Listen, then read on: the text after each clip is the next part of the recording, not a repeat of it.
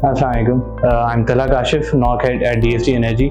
Recently एक debate start हुई थी जो हाई प्राइस इलेक्ट्रिसिटी बिल्स के ऊपर थी, और उसमें वी डिसाइडेड कि हम अपने आगे प्रोस्पेक्टिव क्लाइंट्स को और ओवरऑल अपनी कम्युनिटी को एजुकेट करें कि जब हमारे पास बिल रिसीव होता है तो उसमें कौन कौन सी पेमेंट्स होती हैं, क्या सरचार्जेस होते हैं और किस तरह उस इलेक्ट्रिसिटी बिल का एक ब्रेकडाउन आपके सामने प्रेजेंट करें। तो we have opened LESCO bill here with us on the screen. इसमें कुछ जो इन्फॉर्मेशन, बेसिक इन्फॉर्मेशन होती है वो क्लाइंट की डिटेल्स मेंशन होती हैं, जैसे क्लाइंट का रेफरेंस नंबर, उसका कंज्यूमर आईडी, उसके feeder, nearest sub division and division.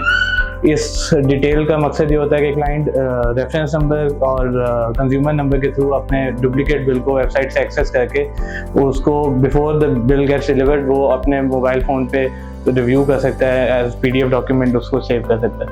फिर हमारे पास इसमें बिलिंग डिटेल्स में मेंशन हुई होती हैं जो हमारी करंट एंड प्रीवियस रीडिंग्स होती हैं।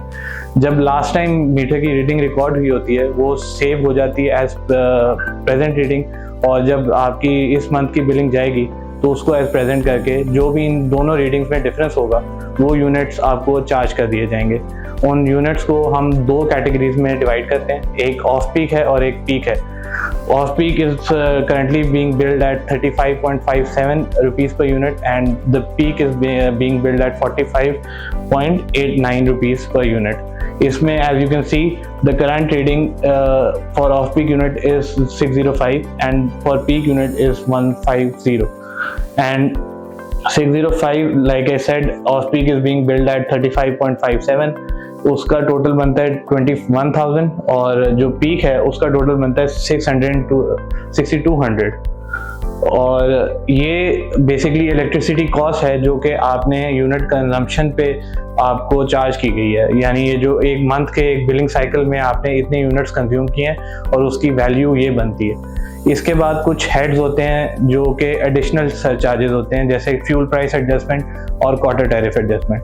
आप अगर इस बिल में देखेंगे तो यहाँ पे FPA जून 23 एट 1.810 मेंशन्ड है। इसका मतलब जितने भी यूनिट्स कंज्यूम हुए हैं उस पे 1.80 रुपीज़ पर यूनिट चार्ज किया जाएगा और वो फ्यूल प्राइस एडजस्टमेंट में आएगा, और ये फ्यूल प्राइस एडजस्टमेंट आपके बिल में यहाँ मेंशन भी होती है। इसके आगे जो हेड्स हैं वो फ्यूल प्राइस एडजस्टमेंट के ही को हैंडल करते हैं, लेकिन इसका जो मेजर हेड है जो इन सब का टोटल है वो ये है FPA 620।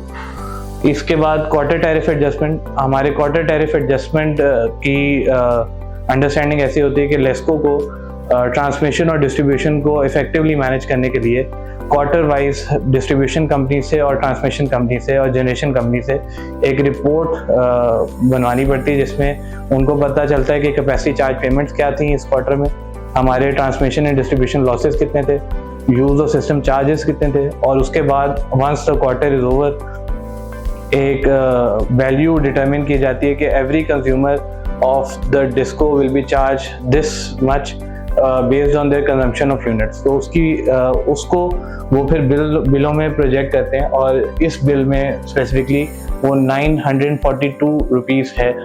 और इसके बाद जो लास्ट हमारी हेड होता है वो टैक्सेस हैं। रिसेंटली जो बिल्स में हाइक भी देखने को मिला है वो मेजरली इसकी वजह से देखने को मिला है कि टैक्सेस बहुत ज़्यादा इंक्रीज हो गए। आप बिल में GST भी पे कर रहे हैं, दैट इज चार्ज एट 18%, जो भी आपके इलेक्ट्रिसिटी कॉस्ट और फ्यूल प्राइस एडजस्टमेंट का सम होगा, और फिर इसमें इनकम टैक्स भी है जो कि 5% पे चार्ज होगा, जो भी आपका इलेक्ट्रिसिटी कॉस्ट और फ्यूल प्राइस एडजस्टमेंट का सम होगा उसमें। ये सारी चीज़ें क्लियर होने के बाद हम जब बिल को यहाँ तक स्टडी करते हैं तो हमारा बिल डेवलप हो गया होता है, लेकिन उसमें एक लास्ट पोर्शन होता है एरियाज़ का। कोई पेंडिंग बैलेंस क्लाइंट की तरफ से या फिर डिस्ट्रीब्यूशन कंपनी की तरफ से हो तो वो एरियाज़ में आता है, और उसमें भी दो चीज़ें होती हैं, एक पॉजिटिव एरियाज़ होते हैं और एक नेगेटिव एरियाज़ होते हैं। अगर कंज्यूमर ने एक्स्ट्रा अमाउंट पे कर दी और उसकी कोई रिबेट आनी हो तो वो नेगेटिव एरियाज़ में अकाउंट करता है, और अगर कंज्यूमर से उन्होंने कुछ एडिशनल पिछले बिलों में कुछ अमाउंट रहेगी और रिकवर करनी तो वो पॉजिटिव एरियाज़ में एक्यूमुलेट होता है, और उसका डायरेक्ट इफेक्ट फिर फाइनल अमाउंट में आता है।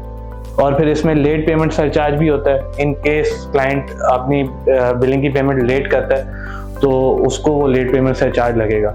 इसके अलावा जो डिटेल हमारे पास बिल में मौजूद होती है वो SDO और XCN का नंबर होता है, वो फॉर कंप्लेंट पर्पसेस होता है। अगर आपको अपने सब डिवीजन से या डिवीजन से कोई कंप्लेन है और उस मैटर को आप एड्रेस करना चाहते हैं तो बिलिंग डिटेल्स में ही बिल के अंदर इन दोनों का नंबर मौजूद होता है। आप उनको कांटेक्ट करके अपनी कंप्लेन रजिस्टर करा सकते हैं और उनसे फॉलोअप भी ले सकते हैं। अगर हम इस बिल को ब्रेक डाउन करें तो हमारे पास इस वक्त 1/4 जो है बिल में वो टैक्सेस होते हैं। ये ऑब्वियसली डोमेस्टिक कनेक्शन है तो इसमें टैक्सेस कम होंगे। आप जब कमर्शियल कनेक्शन पे जाएंगे या फिर हमारी टोटल अमाउंट इंक्रीज करेगी तो टैक्सेस का शेयर ज़्यादा भी हो सकता है। एफिशिएंट एनर्जी कंजम्पशन के लिए वी नीड टू कंसिडर कि हम अपने कंजम्पशन को ऑफ पीक और पीक आवर्स में डिवाइड ऐसे करें कि हम अपनी कंजम्पशन को डिक्रीज करें in the peak hours, off peak hours को मैक्सिमम यूज़ करें, क्योंकि जो ऑफ पीक आवर्स का यूनिट रेट है वो कम है और जो पीक आवर्स का यूनिट रेट है वो ज़्यादा है। इस वक्त जो ऑफ पीक आवर्स हैं वो रात 11 बजे से लेके शाम 5 बजे तक के हैं नेक्स्ट डे, और जो पीक आवर्स हैं वो शाम 5 बजे से लेके रात 11 बजे तक के हैं। तो इस तरह हम अपनी अगर कंजम्पशन को और लोड की यूजेज को अगर हम इफेक्टिवली मैनेज कर सकें तो हम अपने बिल में भी उसका सिग्निफिकेंट इफेक्ट देख सकेंगे।